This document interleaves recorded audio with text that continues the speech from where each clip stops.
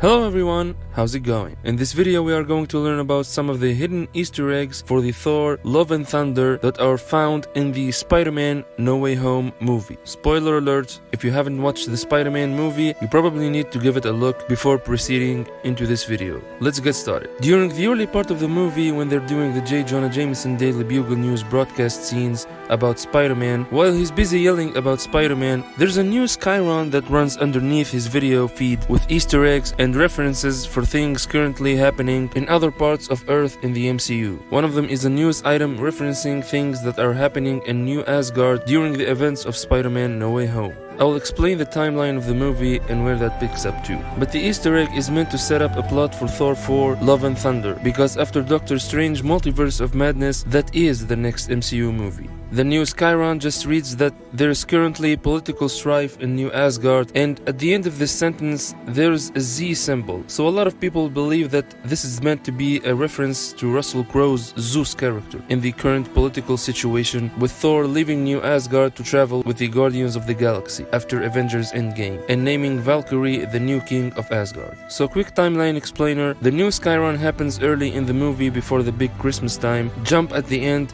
so it's around November 2024 when they're breaking this news, meaning the events of Thor 4 will mostly take place within a couple of months, probably of the end of Spider-Man No Way Home. Not that long after the ending scene where he's swinging through Rockefeller Center in the new comic book accurate cloth Spider-Man suit with a new Spider-Man symbol. So it just sounds like while this is happening with Spider-Man, while J. Jonah Jameson is going crazy, Spider-Man is busy breaking the multiverse with Doctor Strange's spell, with Doctor Strange's help no less. While all that's going down, there's a bunch of problems in New Asgard with Valkyrie being the new king. And it's been about a year and a half since the end of Avengers Endgame, so technically she's been king for about a year and a half now, and probably has something to do with Thor naming her king and people in New Asgard. Other characters from the 9 realms that have ties to New Asgard having a problem with Valkyrie being the new king. Even though there's a lot of questions as to her actual title, like Thor implied he was giving her the title of King of New Asgard, even though she's a woman, so technically she'd be Queen of Asgard and its sole ruler, not the King of Asgard, like in the comics when Odin is severely disabled or he stops being king for brief periods of time. His wife Frigga or Freya, just depending on the comics that you're reading, takes over leadership. She becomes a sole ruler, but she's Queen of Asgard. When Odin stops being king briefly, she does not become King of Asgard. Like in real life, Queen Elizabeth and Prince Philip, Queen Elizabeth is the sole monarch, like she has the sole authority, but you don't call her King Elizabeth. I believe the Thor 4 movie will have a way of explaining why Valkyrie or Thor calls her King of Asgard, but early theory, you have a lot of other powerful Thor-related characters from the 9 realms that they do in the Thor movies from the Thor comics that probably contest her leadership of New Asgard, like they all probably feel like they have claims to the throne as well. Typically, a god has ruled over Asgard, so there are probably a lot of other lesser gods who also want to claim the throne. Making more Black Panther references, there was also a battle for the throne, like at the beginning of the movie, M'Baku challenged T'Challa for the throne. You have Killmonger who came along later in the movie and challenged T'Challa for the throne successfully. So it just sounds like there's another situation like that happening in New Asgard during the events of Spider-Man No Way Home that'll sort of set the stage for what's happening during Thor 4. If you have all the extra social and cultural aspects of being a monarch, like do you have a family, do you have heirs in case you die, like who would take the throne after Valkyrie if something happened to her. And like I said,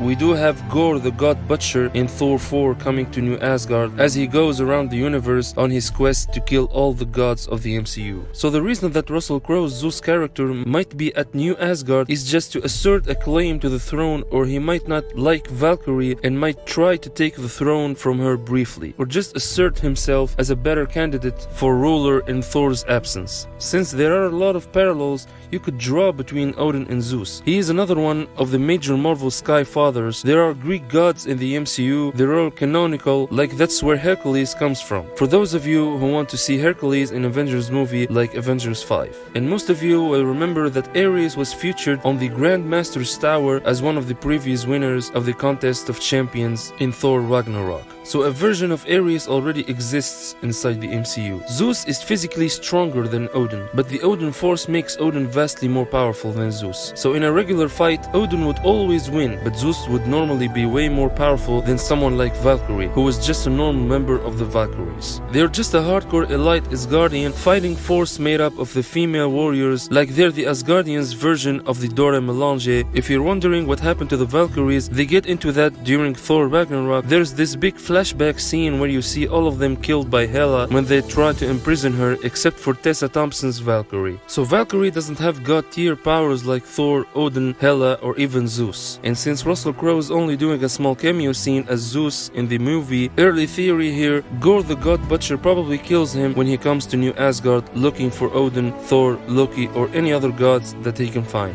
Mostly he would come looking for someone like Odin or Thor though. Like they're the famous ones across the universe that everybody knows about no matter where you live. And Valkyrie doesn't even call herself a god. Nobody thinks of her as a god, so Gorr wouldn't be coming to kill her. Loki died during Avengers Infinity War, or at least the main version of Loki. Tom Hiddleston also claimed he wasn't going to be in the movie as any version of Loki, but Marvel actors lie about a lot of stuff like that all the time. There's been a report that he's going to show up during Doctor Strange Multiverse of Madness, so our new version of Loki will show up in the movies. They do have Matt Damon's Loki in the movie along with Luke Hemsworth's fake Thor, and they have a fake version of Hela played by Melissa McCarthy, because we're going to do another one of those funny fake plays, but this time it'll be about the events of Thor Ragnarok to sort of recap the events of the previous movie, because it's been a couple of years, and also set up the reveal for how Jane Foster gets Mjolnir. Even though that doesn't really have anything to do with Spider-Man No Way Home, I've already done a video about the version of Mjolnir that Jane Foster is going to wield.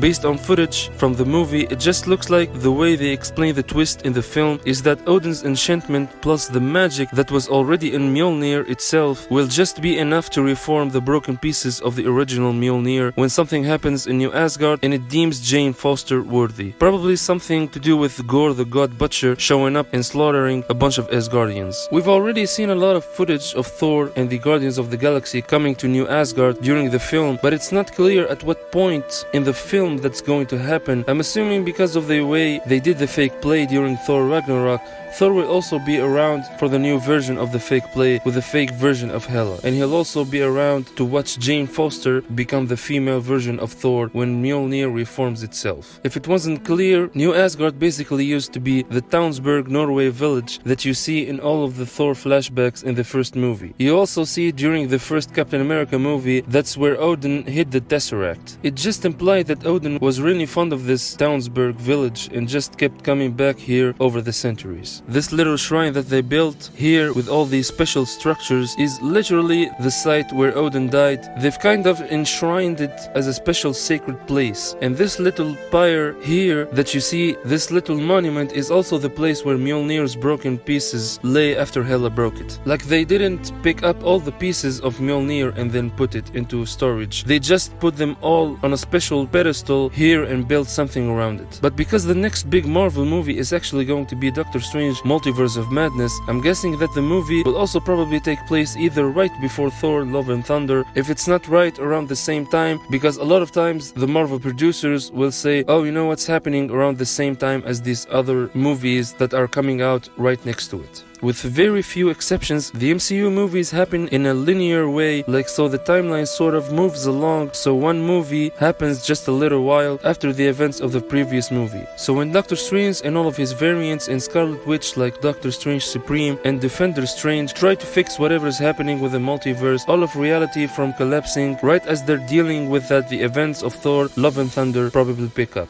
And they did confirm that the Guardians would be a significant part of the movie, but I believe they're only around for the early part. I'm not expecting them to be like a huge part through the entire events of the film. If you guys didn't realize too, next year around this time, around the Christmas holiday, they're actually going to have a Guardians of the Galaxy holiday special. It's going to be a bit of a parody on the Star Wars holiday special, but it will be live action and it will set up the events of Guardians of the Galaxy 3. So it'll take place after the events of whatever the Guardians are doing during Thor Love and Thunder. They'll probably release a trailer for that when Thor Love and Thunder comes out in theaters next summer. But if you have any questions about what's going on during Thor Love and Thunder or the Easter eggs in Spider-Man No Way Home, just write them down below in the comments. There's another brand new Spider-Man No Way Home deleted scenes video that I'll be posting later this week. A bunch of more deleted scenes and alternate endings that we learned about because the movie changed a lot while they were making it. Click here to learn about the new Spider-Man No Way Home alternate ending and all those deleted scenes, and click here for my full Doctor Strange Multiverse of Madness trailer video. Thank you so much for watching, everyone.